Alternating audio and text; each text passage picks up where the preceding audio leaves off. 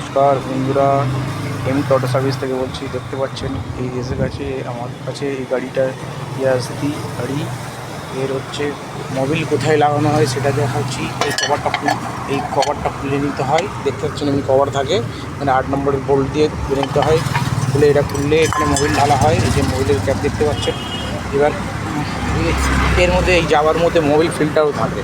ফিল্টারটা ঠিক এই জায়গাটায় থাকে। এই যে মোবিলটা আছে, আমি ফিল্টার চেঞ্জ করছি, দেখতে পাচ্ছেন এই এমনি ফিল্টার থাকে যাওয়ার মধ্যে।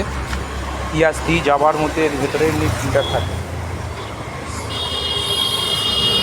ফিল্টারের ভেতরে থাকে দেখাচ্ছি। এরপরে দেখাতে চলেছি ড্রেন নাটটা কোথায় থাকে, কত নম্বর থাকে সেটা দেখাচ্ছি।